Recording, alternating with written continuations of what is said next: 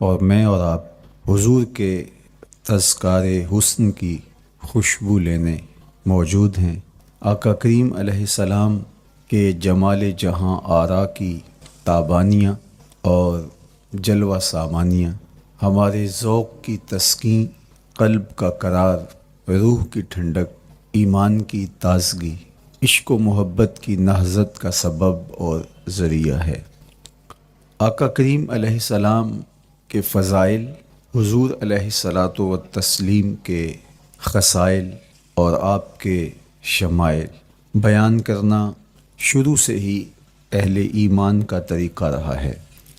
خصائل حضور کی سیرت کے عنوان کو کہا جاتا ہے، فضائل حضور کی عظمت و رفعت حضور کے معجزات کا عنوان ہے، شمائل حضور کے اعضائے نور کا تذکرہ جاں فضا ہے، حضور کے حسن و جمال کی باتیں ہیں۔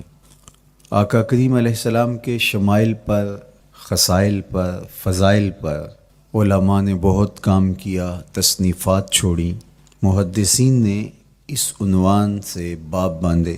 قیامت تک آنے والی انسانیت کے لیے حضور کی سیرت، حضور کے کردار کے عنوانات کتب میں نقش ہیں۔ حضور کی فضل و عظمت کے حوالے، حضور کے معجزات کا بیان، حضور کی رفعت کی کہانیاں اور آقا کریم کو اللہ کی طرف سے عطا کردہ مراتب جلیلہ کا بیان، یہ بھی محبوب موضوع رہا اہل علم کا، اہل محبت کا۔ لیکن حضور علیہ السلام کے شمائل، حضور کی صورت کا بیان، حضور کے حلیہ نور کی باتیں، یہ بھی ترک نہیں ہوئی۔ عمومی طور پہ ہم شخصیات کے کردار کے حوالے سے، ان کی عادات کے حوالے سے، ان کے خصائل کے حوالے سے، ان کی تعلیمات کے حوالے سے پڑھتے ہیں، ان کے شمائل کے حوالے سے اتنی زیادہ تفصیلات نہیں ہوتی۔ لیکن کائنات میں ذات رسالت مآب صلی اللہ علیہ وآلہ وسلم وہ ذات ستودہ صفات ہے جن کے شمائل کو اس تفصیل سے بیان کیا گیا کہ یہ بھی صحابہ نے بیان کیا کہ حضور کے سر انور اور مبارک داڑھی میں سفید بال کتنے تھے۔ آپ کو کسی کا اتنا محفوظ حلیہ نہیں ملے گا۔ حضور علیہ السلام کی زلفوں کے خم کیسے تھے، حضور کی رنگت سے لے کر کے حضور کے اعضائے بدنیہ کے توازن، حسن اور جمال کی کہانیاں آپ کتب احادیث میں، شمائل کی کتابوں میں بکھری ہوئی نظر آئیں گی۔ اور کیوں نہ ہو، جس کے حسن کے قصیدے میرے رب نے بھی بیان کیے ہیں۔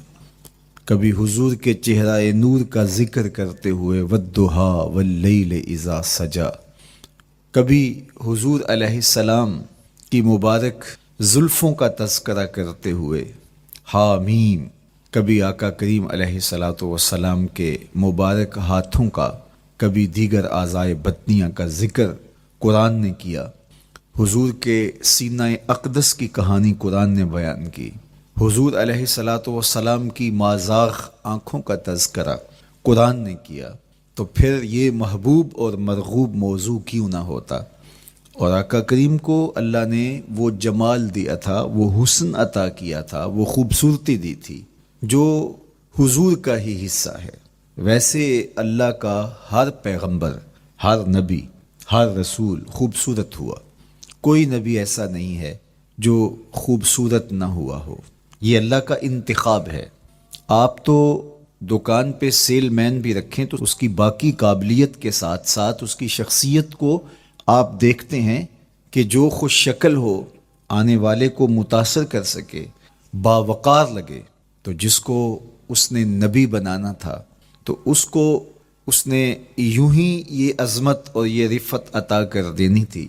تو اللہ کا ہر نبی حسین، ہر نبی جمیل، لیکن جو جمال، جو خوبصورتی، جو حسن، جو شان و شوکت اللہ نے میرے اور آپ کے آقا و مولا حضور ختم المرتبت کو عطا کی، وہ حضور کا ہی مقسوم ہے، وہ حضور علیہ السلام کا ہی حصہ ہے۔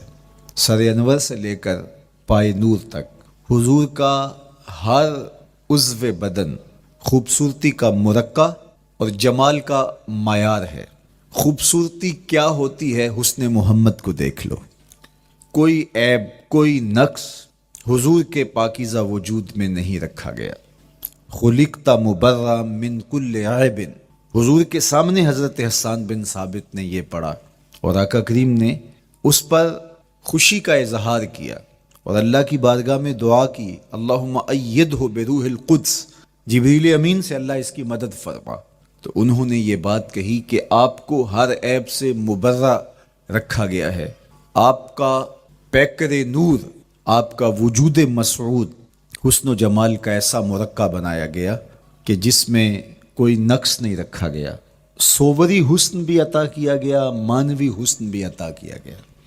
حضور کے اعضاء کا جو ظاہری حسن تھا وہ بھی اپنی مثال آپ تھا، اور جو باطنی جمال اور باطنی حسن اور باطنی کمال عطا کیا گیا تھا وہ بھی اپنی مثال آپ ہے.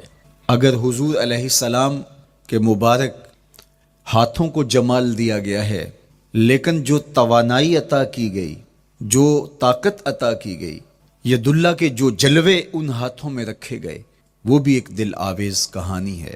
اگر آنکھوں کی پتلیاں خوبصورت ہیں اور آپ کی مبارک آنکھوں کی چمک سے کائنات اس کو دیکھ کر کے مبہوت ہو جاتی ہے، مازاق کے کجلے اس میں رکھے گئے ہیں، لیکن اس کا معنوی حسن بھی دیکھیے کہ حضور بیٹھے مدینے میں ہیں اور جنت کا مشاہدہ کر رہے ہیں. وہ توانائی بھی عطا کی گئی کہ جس طرح روشنی میں دیکھا جاتا ہے حضور اسی طرح اندھیرے میں دیکھتے ہیں. فرمایا صحابہ صفیں سیدھی رکھا کرو، مت سمجھو کہ میں صرف آگے دیکھتا ہوں، میں آگے بھی دیکھتا ہوں، میں پیچھے بھی دیکھتا ہوں، میں تمہارے رکوع بھی دیکھتا ہوں اور دلوں میں پیدا ہونے والے خشوع بھی دیکھتا ہوں. اقبال بولے، اے فروغت صبح آثار و دہور، چشم تو بی نندائے ما فی الصدور. لوگوں کی نظریں تو سینے کے اوپر دیکھتی ہیں، اے آمنہ کے در یتیم تیری نظر تو سینے کے اندر چھپے راز بھی دیکھتی ہے. تو صوری حسن بھی اور مانوی حسن بھی اللہ نے اپنے محبوب کو عطا کیا، اور اللہ جل شانہ نے وہ جمال دیا حضور کو کہ جو دیکھتا وہ دیکھتا ہی رہ جاتا. ایسی چمک، ایسی رانائی، ایسی خوبصورتی اور ایسا جمال تھا، دیکھنے والے کہا کرتے ہیں اللہ اللہ، یاد آتا ہے خدا دیکھ کے صورت تیری. کتنے لوگ ہیں جنہوں نے صرف حضور کے چہرے کو دیکھا اور لبوں پہ کلمہ جاری ہو گیا. معروف نام حضرت عبداللہ بن سلام رضی اللہ تعالیٰ عنہ کا ہے. یہودیوں کے بہت بڑے حبر تھے، بہت بڑے عالم تھے. حضرت یوسف علیہ السلام کی اولاد سے تعلق تھا اور اس معاشرت میں ایک وقار کی مسند پہ براجماں رہتے. لیکن جو ہی حضور علیہ السلام مکے سے ہجرت فرما کے مدینہ تشریف لائے تو یہ حضور کو دیکھنے آئے. با فضل الصدقہ اٹھا کر دیکھیے کہ ایک مناظرہ ترتیب دیا انہوں نے کہ ان سے یہ بات کروں گا، یہ سوال کروں گا، یہ اعتراض اٹھاؤں گا. لیکن جب حضور کی مجلس میں پہنچے اور آقا کریم علیہ السلام کے رخ زیبا کو دیکھا تو سارے سوال بھول گئے. رومی بولے، اے لقائے تو جواب ہر سوال، حل شود ہر مشکلت بے کی لوکال. تیری ملاقات ہی تو سارے سوالوں کا جواب ہے، تیرا ایک بار دیکھ لینا ہی تو سارے مسئلے حل کر دیتا ہے. تو سوالات کا ایک ڈھیر اٹھائے لائے تھے، ایک گٹھڑی باندھ کے لائے تھے سر پہ رکھ کے، لیکن جو ہی حضور کو دیکھا تو وہ جو گٹھڑی باندھ کے لائے تھے اس کی گرہیں ڈھیلی ہونے لگی، پھر سوال تتلیوں کی طرح اڑنے لگے، اور حضور کو دیکھا تو کوئی سوال ہی باقی نہ رہا. اب آقا کریم نے فرمایا، عبداللہ ابن سلام آؤ، کدھر آئے ہو؟ یہ تو مناظرہ کرنے آئے تھے، سودا لینے کے لیے بازار گئے ہم، ہاتھ اس کے بکے جس کے خریدار گئے. لیکن جب آقا کریم نے پوچھا کہ آؤ کدھر آئے ہو تو انہوں نے کہا، حضور میں آپ کا غلام بننے آیا ہوں، تیری تک کے ادامہ میں مرید ہو گئے. حضور کے ہاتھ پہ بیعت اسلام کر لی. اب جن لوگوں نے عبداللہ ابن سلام کو تیار کر کے بھیجا تھا وہ امید میں تھے کہ تھوڑی دیر کے بعد ہم سنیں گے کہ انہوں نے سخت سوال کیے اور مسلمانوں کے نبی ان کا جواب نہیں دے پائے.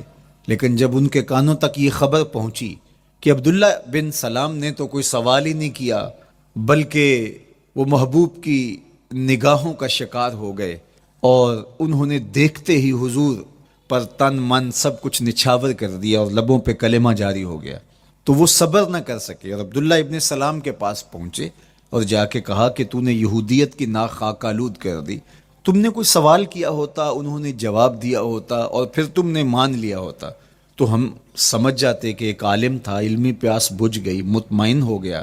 لیکن یہ عجیب کہانی ہے، سنا ہے تم نے کوئی سوال بھی نہیں اٹھایا، انہوں نے جواب بھی نہیں دیا، بس تم نے ان کو دیکھا اور دیکھتے ہی تمہارے لبوں پہ کلمہ جاری ہو گیا، تو یہ کیا کہانی ہوئی؟ تو عبداللہ ابن سلام نے جو جواب دیا وہ آب زر کے ساتھ لکھنے کے قابل ہے۔ انہوں نے کہا کہ یہ بات میری سمجھ میں بھی نہیں آئی، جب میں اس آقا و مولا کی چوکھٹ پہ پہنچا اور میں ان سے سوال کرنے کے لیے لفظوں کو ابھی ترتیب ہی نہیں دیا تھا کہ میری نظر ان کے جمال جہاں آرا پہ پڑ گئی۔ اب عبداللہ بن سلام کے لفظ سنیے، فرماتے ہیں فلما تبینت وجہہ عرفت ان وجہہ لیس بوجہ کذاب، جب میں نے ان کے جمال جہاں آرا کو دیکھا، چہرہ نور کو دیکھا، رخ زیبا کی زیارت کی، تو میں نے پہچان لیا یہ چہرہ کسی جھوٹے کا ہو ہی نہیں سکتا ہے۔ دیکھنے والے کہا کرتے ہیں اللہ اللہ، یاد آتا ہے خدا دیکھ کے صورت تیری۔ اللہ نے صورت ہی ایسی بنائی، جمال ہی ایسا دیا، خوبصورتی ہی ایسی دی کہ جو حضور کو دیکھتے وہ دیکھتے ہی رہ جاتے۔ تو کتنے لوگ تھے کہ جنہوں نے محض حضور کو دیکھا، پھر اس کے بعد لب کھلے تو کلمہ ہی جاری ہوا۔ وہ خوبصورتی اور وہ جمال اللہ نے اپنے محبوب کو عطا کیا۔ آقا کریم علیہ الصلوۃ والسلام کا ایک ایک عضو بدن خوبصورتی کا مرقع تھا، بلکہ خوبصورتی کا معیار تھا۔ حسن کیا ہوتا ہے، حسن کا معیار کیا ہوتا ہے، جمال کسے کہتے ہیں، خوبصورتی کی تعریف کیا ہے، اعضائے محمد صلی اللہ علیہ وآلہ وسلم کا توازن دیکھ لو تو تمہیں پتہ چلے گا کہ حسن کسے کہتے ہیں۔ حضور علیہ السلام کو اللہ تعالیٰ جل شانہ نے جو حسن بخشا، جو جمال دیا، جو خوبصورتی دی، وہ حضور کے مبارک قدموں سے اس کا انداز کیجئے کہ جس کے قدم اتنے سونے ہیں اس کا چہرہ کتنا سونا ہوگا۔ حضرت عبداللہ بن بریدہ رضی اللہ تعالی عنہ حضور کے مبارک قدموں کا ذکر کرتے ہوئے وصف جمال محمد کی کہانی چھیڑتے ہیں اور فرماتے ہیں کانا رسول اللہ صلی اللہ علیہ وآلہ وسلم احسن البشر قدما، کہتے ہیں کہ کائنات میں جتنے سونے قدم میرے حضور کے تھے کسی کے تھے ہی نہیں۔ جو جمال اللہ نے حضور کے مبارک قدموں کو دیا تھا، اللہ اکبر، وہ کسی اور کا مقسوم نہیں تھا۔ خوبصورت قدم۔ اور حضرت انس رضی اللہ تعالیٰ عنہ، حضرت ابو ہریرہ رضی اللہ تعالیٰ عنہ اور حضور کے وصاف ہیں حضرت ہند بن ابی حالہ رضی اللہ تعالیٰ عنہ، یہ حضور کا حلیہ بیان کرتے ہیں۔ حضرت امام حسن بن علی رضی اللہ تعالیٰ عنہ نے حضرت ہند بن ابی حالہ کو ایک دن کہا کہ مجھے اپنے آقا و مولا کا حلیہ بتاؤ، تو انہوں نے حضور کا حلیہ بیان کیا۔ یہ حضور کے وصاف ہیں، چونکہ انہوں نے حضور علیہ السلام کو بہت قریب سے دیکھا اور آقا کریم علیہ السلام کی زیارت سے مالا مال ہوئے۔ ویسے حضرت امام حسن نے بھی تو حضور کو دیکھا تھا اور بھی اصحاب نے حضور کو دیکھا تھا۔ یہاں یہ بات دلچسپی سے خالی نہیں ہے کہ صحابی ہی تب بنتا ہے جب وہ حضور کو بنظر ایمان دیکھے، لیکن صحابہ ایک دوسرے سے پوچھتے تھے کہ بتاؤ حضور کیسے تھے؟ میاں تم نے نہیں دیکھا؟ تو وہ کہتے تھے دیکھ کر بھی نہیں دیکھا۔ صرف چند لوگ ہیں جو حضور کا حلیہ بیان کرتے ہیں، اس کی کیا وجہ؟ تو علماء نے لکھا کہ حضور کے چہرے پہ جلووں کی تابش ایسی تھی اور حضور کا جمال ایسا تھا اور اس کی چمک ایسی تھی کہ کسی میں ہمت ہی نہیں تھی کہ وہ جی بھر کے دیکھ سکے۔ تو بعد میں ایک دوسرے سے پوچھتے تھے بتاؤ تم نے دیکھا تو حضور کیسے تھے؟ اگر ان لوگوں کی تعداد میں آپ کو بتاؤں تو 3 درجن سے زیادہ نہیں ہوگی جو حضور علیہ السلام کے وصاف ہیں، حضور کے حلیہ نگار ہیں، جو آقا کریم علیہ الصلوۃ والسلام کی صورت کا نقشہ بیان کرتے ہیں۔ دیکھا 1,24,000 اصحاب نے ہے، لیکن جو وصف بیان کرتے ہیں، شمائل رسول کو بیان کرتے ہیں، ان کی تعداد 3 درجن سے زیادہ نہیں ہے۔ اور یہ بھی وہ لوگ ہیں جنہوں نے حضور کو بچپن میں دیکھا، جنہوں نے حضور کو سوئے ہوئے دیکھا، حضور کو بہت قریب سے دیکھا۔ حضور علیہ الصلوۃ والسلام کے پاس ان کا آنا جانا بہت زیادہ تھا، اس طرح انہوں نے حضور علیہ السلام کو دیکھا۔ حضرت حسان بن ثابت رضی اللہ تعالی عنہ فرماتے ہیں کہ میں جو حضور کا حلیہ بیان کرتا ہوں تو اس کا سبب یہ ہے کہ میرے پاس حضور کو دیکھنے کا ایک طریقہ آ گیا تھا. فلما نظرت الى انوارہ فودعت کفی علی عینی خوفا من ذہاب بصری. کہا کہ جب میں حضور کو دیکھتا تھا تو اپنی آنکھوں پر انگلیاں رکھ کے انگلیوں کی اوٹ سے دیکھتا تھا کہ حضور کے جلووں کی چمک سے میری آنکھوں کی بینائی نہ جاتی رہے. یہ کون کہہ رہے ہیں؟ حضرت حسان بن ثابت رضی اللہ تعالیٰ عنہ. اور آپ جانتے ہیں حضرت حسان بن ثابت رضی اللہ تعالیٰ عنہ شاعر ہیں، اور شاعر حسن دیکھنے میں بڑا دلیر ہوتا ہے، اور یہ حسن بھی ابھی پوشیدہ ہے. 70,000 بشریت کے پردے ڈالے گئے ہیں. اگر یہ حسن بے نقاب ہوتا تو کوئی جلووں کی تاب ہی نہ لا سکتا. یہی بہتر ہے کہ وہ پردے میں رو پوش رہے. وہ اگر پردہ اٹھا دے تو کسے ہوش رہے؟ کس کی ہمت تھی؟ اب چھپا ہوا مستور حسن بھی اگر دیکھتے ہیں تو آنکھوں پہ انگلیاں رکھ کے دیکھتے ہیں. اور بیان کرنے والوں کی تعداد میں نے عرض کی کہ 3 درجنوں سے زائد نہیں ہے. تو یہ وہ لوگ ہیں جنہوں نے حضور کو دیکھا. اب امام حسن پوچھ رہے ہیں حضرت ہند بن ابی حالہ رضی اللہ تعالی عنہ کو کہ آپ نے حضور کو دیکھا تو مجھے بتائیے میرے نانا کا جمال کیسا تھا. تو حضرت ہند بن ابی حالہ نے حضور کا حلیہ بیان کیا. تو جب حضور کے قدموں کی کہانی انہوں نے بیان کی تو حضرت ہند بن ابی حالہ نے کہا کان النبی صلی اللہ علیہ وآلہ وسلم شسن القدمین والکفین. حضور علیہ السلام کے مبارک قدم اور حضور کی ہتھیلیاں پر گوشت تھے. یہ حضور علیہ السلام کے مبارک قدموں کا جمال بیان کرتے ہیں. اللہ اکبر. اور حضور علیہ السلام کے قدموں کے بارے میں امام ترمذی جو شمائل میں حدیث لائے ہیں اس میں انہوں نے یہ بھی بیان کیا کان رسول اللہ صلی اللہ علیہ وسلم مسیح القدمین. حضور علیہ السلام کے مبارک قدم ملائم تھے، خوبصورت تھے، کھردرے نہیں تھے، کوئی پھٹن نہیں تھی. عمومی طور پہ قدم پھٹ جاتے ہیں اور ایڑیاں بہت سارے لوگوں کی پھٹ جاتی ہیں تو وہ خوبصورتی باقی نہیں رہتی. تو وہ کہتے ہیں کہ حضور مسیح القدمین تھے. اور جب آقا کریم علیہ الصلوۃ والسلام کے مبارک قدموں پہ پانی ڈالا جاتا تو وہ ڈھل کے نیچے چلا جاتا. یہ تھا حضور کے قدموں کا حسن اور حضور کے قدموں کا جمال.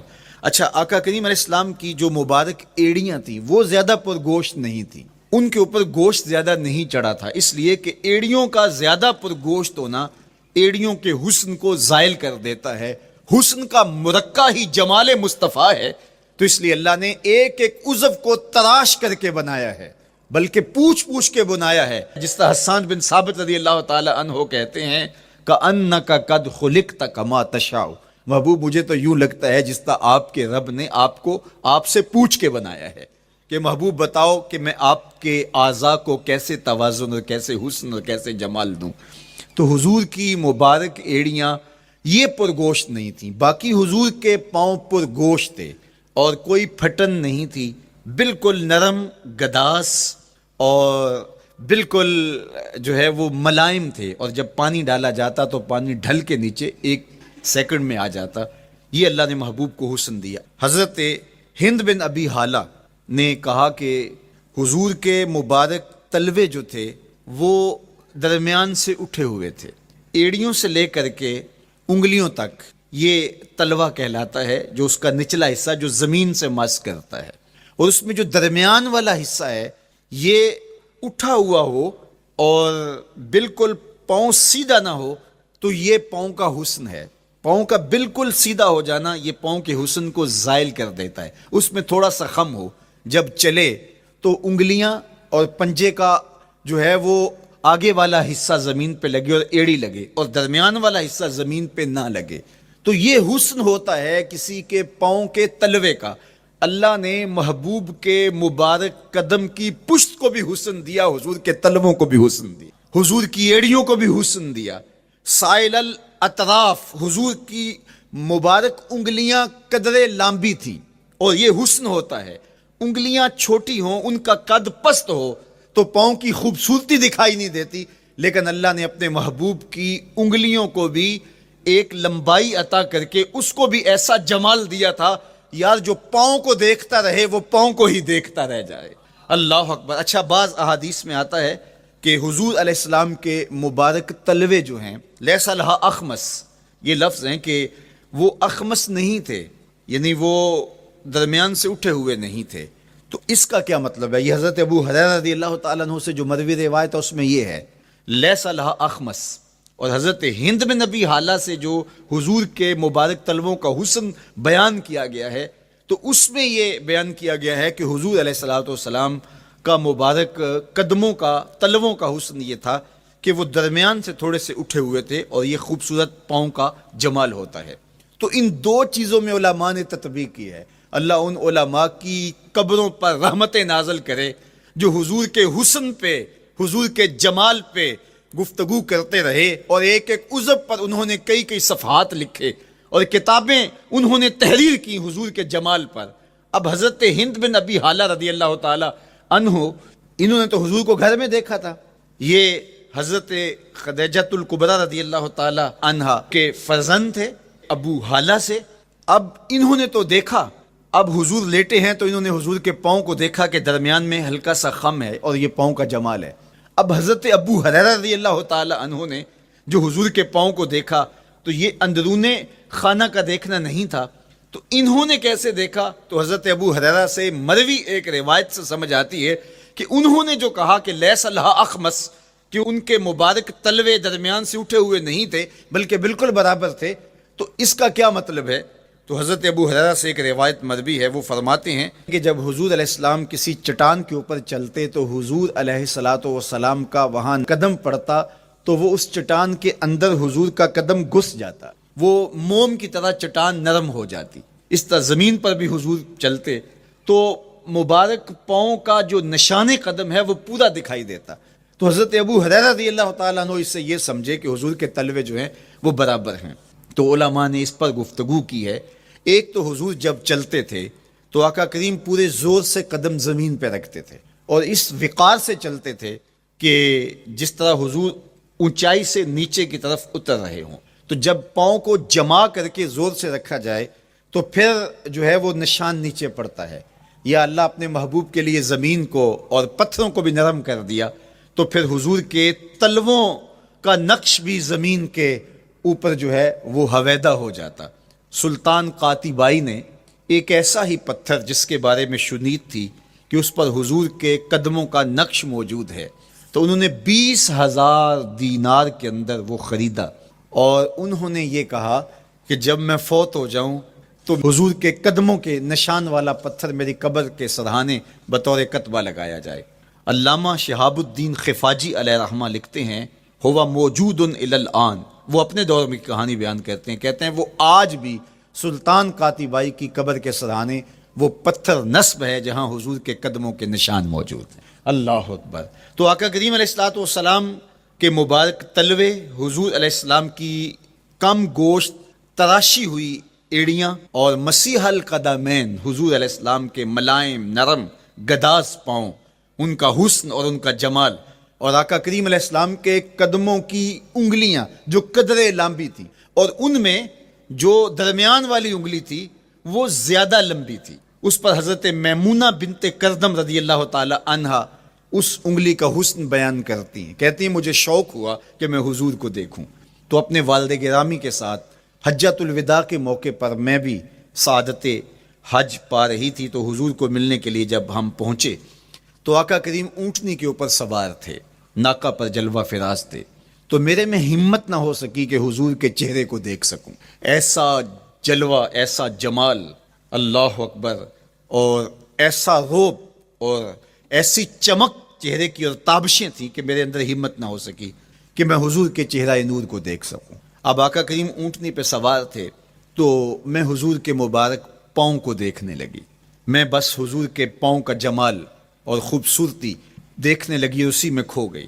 اب حضرت میمونہ بنت کردم رضی اللہ تعالی عنہا حضور کے مبارک قدموں کی ایک انگلی کا حسن بیان کرتی ہیں۔ اللہ اکبر۔ حضرت میمونہ بنت کردم سے یہی ایک روایت مروی ہے، ساری زندگی ان کے پاس سرمایہ یہی تھا، جب کسی مجلس میں جاتی تو وہ کہتی تمہیں بتاؤں حضور کی مبارک انگلی کا حسن کیا تھا، یہ سرمایہ ساتھ لیے لیے پھرتی کہ میں نے حضور کی انگلی کو دیکھا ہے، میں نے حضور کے قدم اور حضور علیہ السلام کے تلووں کی زیارت کی ہے۔ تو وہ اس حسن کو بیان کرتے ہوئے کہا کرتی تھی فما نسیتو فیما نسیتو طولا اصبع قدمہ السبابہ علی سائر اصابعہ، جو سبابہ انگلی ہے، انگوٹھے کے ساتھ والی انگلی کو سبابہ انگلی کہتے ہیں، اور اس کے ساتھ والی انگلی کا جو قد دراز تھا اور باقی انگلیوں کی نسبت وہ انگلی لمبی تھی، کہا اس کا حسن آج بھی میری نگاہوں میں گھومتا رہتا ہے اور ہر وقت میرے تصور میں رہتا ہے، میرے تصور سے کبھی اس انگلی کا جمال ہی ختم نہیں ہوا، انگلی کا حسن ہی کبھی زائل نہیں ہوا، ہر وقت اس کے تصور میں کھوئی رہتی ہوں۔ یار چہرے کے جمال کو کون بیان کرے گا، یہاں تو انگلی کا حسن بیان نہیں ہو رہا۔ ابھی وہ شعر پڑھا جا رہا تھا نا کہ قدموں پہ جبیں کو رہنے دو، قدموں پہ جبیں کو رہنے دو، چہرے کا تصور مشکل ہے، قدموں پہ جبیں کو رہنے دو، چہرے کا تصور مشکل ہے، جب چاند سے بڑھ کر ایڑی ہے رخسار کا عالم کیا ہوگا، جب چاند سے بڑھ کر ایڑی ہے رخسار کا عالم کیا ہوگا۔ تو اللہ نے اپنے محبوب علیہ الصلوۃ والسلام کو وہ جمال، وہ خوبصورتی اور حضور کے مبارک قدم، حضرت عبداللہ بن بریدہ رضی اللہ تعالی عنہ سے مروی روایت، کان رسول اللہ صلی اللہ علیہ وآلہ وسلم احسن البشر قدما، کہتے ہیں جتنے سونے قدم، جتنے من مونے قدم میرے حضور کے تھے، اتنے سونے قدم کسی اور کے تھے ہی نہیں۔ اللہ نے اپنے محبوب کو وہ جمال، وہ خوبصورتی اور وہ نور عطا کیا تھا۔ اچھا، یہ قدم، یہ ایڑیاں، یہ مبارک تلوے اور یہ داراز انگلیاں اور ان انگلیوں کی چمک اور ان کی رنگت کا جمال اور خوبصورتی، جہاں اس کا صوری حسن تھا تو مانوی حسن بھی دیکھنے والا تھا۔ یہ قدم اٹھ جائیں اللہ اکبر تو تقدیر کے فیصلے ہوتے دکھائی دیتے ہیں۔ ان قدم کی اونچائی، ان قدم کی بلندیاں کہ عرش حق ان قدموں کے بوسے لے رہا ہے۔ اور میرے امام بولے زہ عزت و اے طلائے محمد، زہ عزت و اے طلائے محمد، کہ ہے عرش حق زیر پائے محمد۔ قدموں کا حسن وہ بھی دیکھنے والا اور قدموں کی بلندی اور اونچائی اور اس کی شان و شوکت وہ بھی دیکھنے والی۔ اللہ اکبر۔ آقا کریم علیہ السلام حضرت ابو بکر صدیق کے ساتھ، حضرت عمر فاروق کے ساتھ اور حضرت عثمان غنی کے ساتھ احد پہاڑ پر تشریف لے گئے۔ یہ حدیث آپ نے بارہا علماء سے سنی ہے۔ احد کی چھاتی پہ جب حضور کے قدم آئے، اللہ اکبر، تو وہ خوشی سے جھوم اٹھا، مقدر جاگ گئے، بخت بیدار ہو گئے۔ ان کے قدم جو کہ اس شاک کی آنکھوں کی ٹھنڈک ہے، جب چھاتی پہ آ جائیں تو کون عاشق نہیں جھوم جائے گا۔ یہ تو حضور کے قدموں کے حسن کو بیان کیا جا رہا ہے، آپ کی روح رقص کر رہی ہے اور آپ کا دل جو ہے وہ ایک عجیب سرور اور کیف کی وادی میں اور ایک جو ہے وہ خوشیوں کے جو ہے وہ عالم میں نہال ہوتا چلا جا رہا ہے۔ لیکن یہ قدم جب چھاتی پہ آیا تو پھر احد، ظاہر تو پتھر ہے احد، لیکن حضور سے پتھر بھی پیار کرتے ہیں۔ فرمایا احد جبل یحبنا ونحبہ، احد ہم سے پیار کرتا ہے، پہاڑ ہے، پتھر ہے، لیکن ہم سے پیار کرتا ہے، ہم اس سے پیار کرتے ہیں۔ اس کائنات میں صرف سرکش انسانوں اور جنوں کے علاوہ کائنات کی ہر شے حضور سے پیار کرتی ہے، حضور سے محبت کرتی ہے۔ آؤ میں تمہیں پیار کی ایک اور کہانی سناؤں۔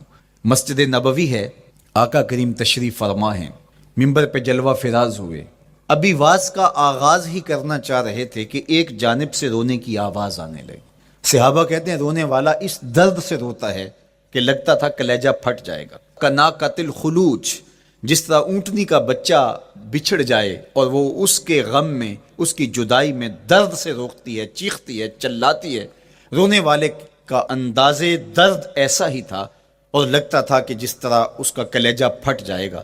صحابہ دائیں بائیں دیکھتے ہیں لیکن رونے والا دکھائی بھی نہیں دیتا، اور ماحول کے اندر اس طرح درد پھیل رہا ہے کہ سینوں میں دل لرز رہے ہیں اور عجیب کیفیت طاری ہو گئی۔ حضور ابھی بیٹھے ہیں، خطبے کا آغاز بھی نہیں ہوا اور رونے والا کیف و درد میں روتا چلا جا رہا ہے۔ فنزل النبی صلی اللہ علیہ وسلم عن المنبر، حضور منبر سے نیچے تشریف لائے۔ صحابہ کی آنکھیں محو حیرت ہیں، استجاب کا عالم ہے، یہ کون رو رہا ہے اور اتنے درد سے رو رہا ہے اور دکھائی بھی نہیں دے رہا۔ آقا کریم منبر سے نیچے جلوہ فراز ہوئے، ایک سمت بڑھے، کھجور کا خشک تنا پڑا تھا۔ آج پہلا دن تھا کہ منبر حضور علیہ السلام کے لیے بچھایا گیا، ورنہ یہ خشک تنا دیوار کے ساتھ جو ہے وہ رکھا گیا تھا، اور حضور اس کے ساتھ ٹیک لگا کر کے واز کیا کرتے تھے۔ جب ممبر بن گیا تو اس کو اٹھا کر کے اب اس کی ضرورت نہیں رہی، ایک کونے میں ڈال دیا گیا۔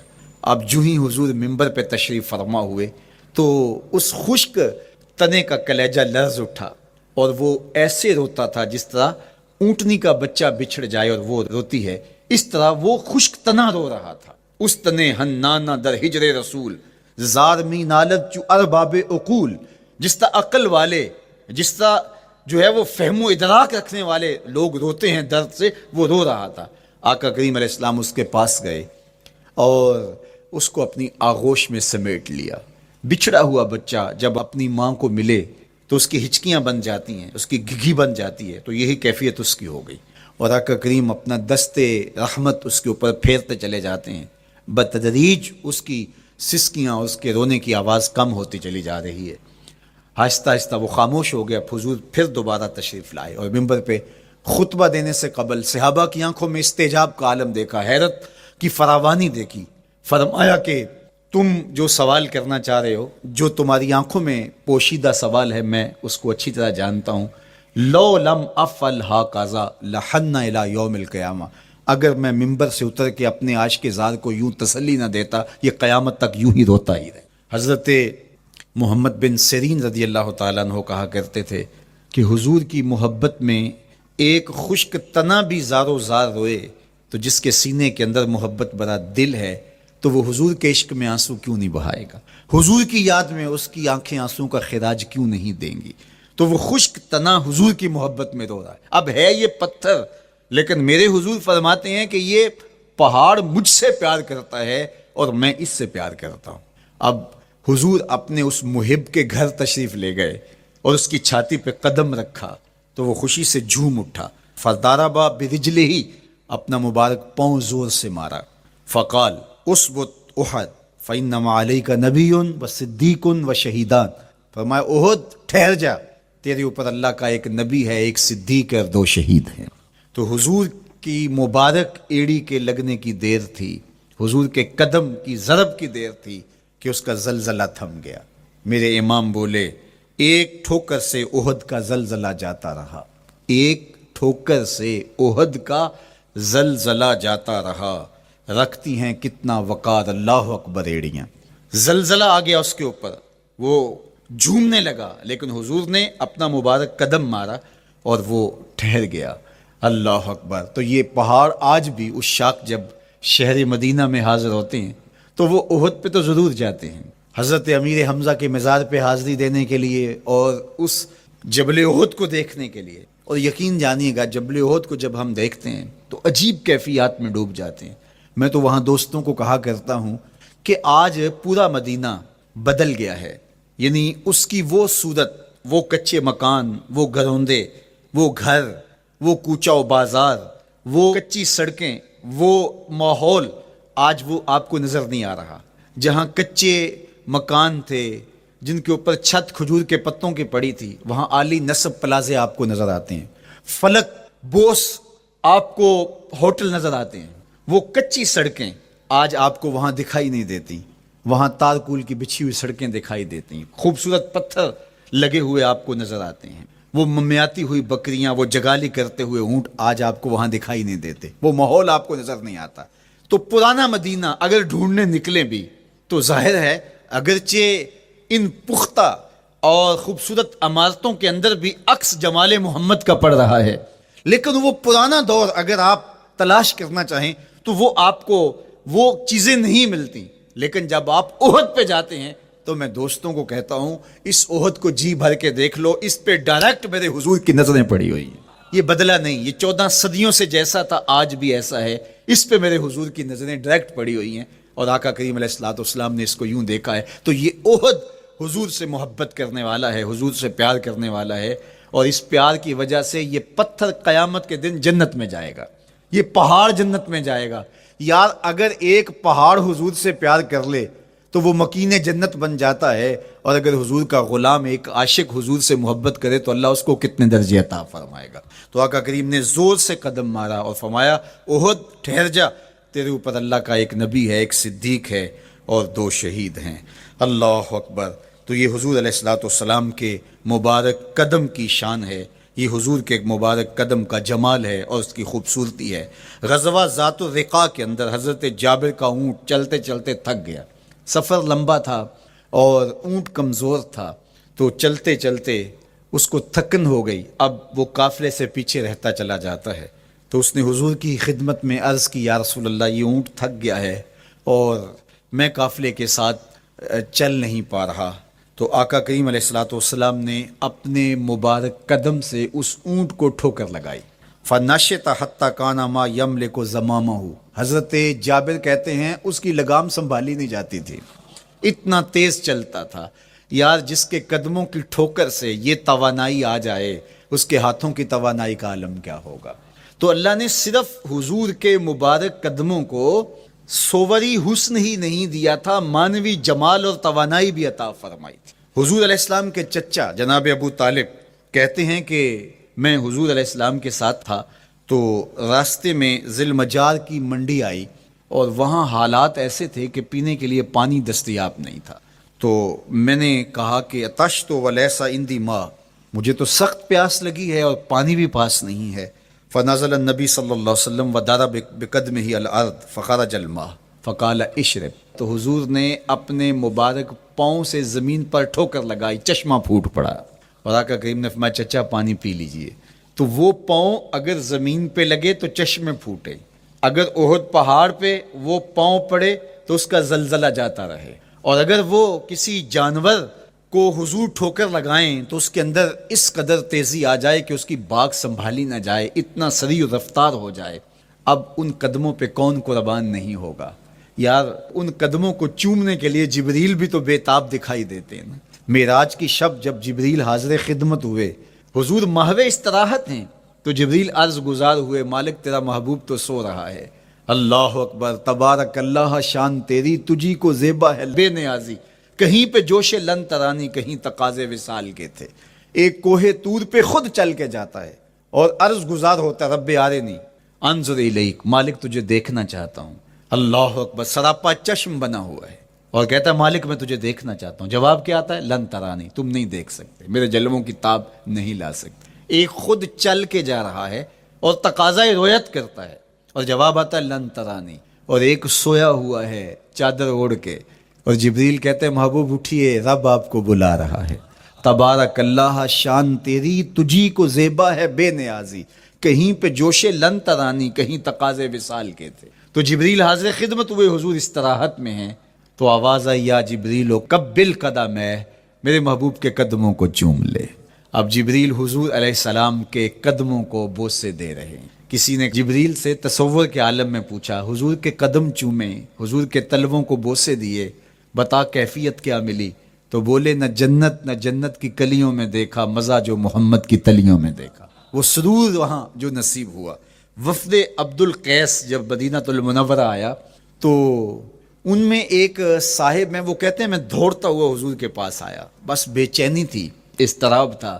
جب آپ مدینہ المنورہ میں جاتے ہیں تو آپ کو جا کے گاڑی اتارتی ہے اور آپ ہوٹل میں سامان رکھتے ہیں، تو پھر کتنی جلدی ہوتی ہے کہ جلدی سے غسل کریں اور جلدی سے نیا لباس پہنیں اور جا کے ہرے گنبد کو دیکھیں، حضور کی مبارک مسجد کی زیارت کریں، ان کوچہ و بازار میں جائیں جہاں حضور کے مبارک قدم لگے تھے۔ اللہ اکبر۔ تو اب یہ وفد عبد القیس جب آیا تو ان میں ایک صحابی حضرت زرار رضی اللہ تعالیٰ عنہ فرماتے ہیں کہ میں پھر تیزی کے ساتھ گیا اور پھر ہم جا کے حضور کے ہاتھ بھی چومنے لگے، حضور کے قدم بھی چومنے لگے۔ یہ سعادت مند قدم جن کے بوسے صحابہ دیتے ہیں، کبھی جبریل کے بوسہ گاہ بنتے ہیں، کبھی احد پہاڑ کی چھاتی ان قدموں کو چومتی ہے۔ یہی قدم ایک موقع ایسا آتا ہے یاد خدا میں، اللہ کے شکرانے میں، نماز میں، لمبے قیام میں سوج جاتے ہیں، اور میرا مالک کہتا ہے اے چادر اوڑھنے والے، ساری رات جاگا نہ کر، کبھی سو بھی لیا کر۔ اللہ اکبر۔ تو یہ حضور علیہ السلام کے مبارک قدموں کا جمال اور مبارک قدموں کا حسن اور خوبصورتی ہے۔ اللہ نے اپنے محبوب علیہ الصلوۃ والسلام کے مبارک قدموں کو صوری اور معنوی حسن سے نوازا، اور یہ حسن حضور کے مبارک قدموں کا ہے، پھر جس کے قدم اتنے سونے ہیں اس کا چہرہ کتنا حسین ہوگا۔ ایک سوال اٹھ سکتا ہے کہ حضور کے حسن کو بیان کرنے کا مقصود کیا ہے؟ تو صاحب، کسی کے حسن کو بیان کرنے کا مقصود یہی ہوتا ہے کہ اس سے پیار اور محبت کا ربط قائم ہو، اور اگر قائم ہے تو مضبوط ہو۔ ہم حضور علیہ السلام کے حسن کو بیان اسی لیے کرتے ہیں، اور محدثین نے اس پر باقاعدہ کتابیں اسی لیے لکھی اور کتب حدیث میں باقاعدہ شمائل رسول پہ باب اسی لیے باندھے تاکہ لوگوں کے سینے میں حضور کی محبت کی جوت لگے، اور وہ جو شعلہ جوالہ ان کے سینے میں حب رسول کا ہے وہ اور بھڑک اٹھے، اور بندہ جس سے محبت کرتا ہے پھر اس کی اطاعت بھی کرنے لگ جاتا ہے۔ تو جو محبوب اتنا سونا ہے، اتنا جمال آفریں ہے، اور جس کے قدم اتنے سونے ہیں، پھر اس کے نقش قدم کو کیوں نہ تھام لے، اس کے نقوش پاک و خضر راہ کیوں نہ بنا لیں، پھر ان کے اٹھنے والے قدموں پر اپنی زندگی کیوں نچھاور نہ کر دیں۔ اگر سر پہ رکھنے کو مل جائے نقش نال حضور تو کہیں کہ ہاں تاجدار ہم بھی، یعنی وہ قدم تو قدم رہا، اس قدم کی رعنائیاں، اس کی خوبصورتیاں، اس کا جمال اور اس کا حسن تو حسن رہا۔ جہاں وہ مبارک قدم لگا، جہاں وہ نقش لگا، اگر وہ نقش بھی سر پہ رکھنے کو مل جائے تو کہا کہ اگر سر پہ رکھنے کو مل جائے نقش نال حضور، حضور علیہ السلام کا قدم تو جزو بدن رسول ہے، حضور علیہ السلام کے مبارک قدموں میں وہ جو نالین تھی، اس نالین کا بھی نقش وہ اگر سر پہ رکھنے کو مل جائے تو ہم زمانے کے تاجدار کہلائیں گے، اور جن کے سر پہ حضور کا قدم آ جائے ان کا مرتبہ کیا ہو۔ تو یہاں اس نقش کو بھی دیکھیے، حضور کے مبارک قدموں میں جو نالین آیا اس کو نالین شریف کہتے ہیں، اس نال کو نال شریف یا ان نالین کو نالین شریف کہا جاتا ہے، اس لیے کہ وہ حضور کے مبارک جسم سے جڑ گئے۔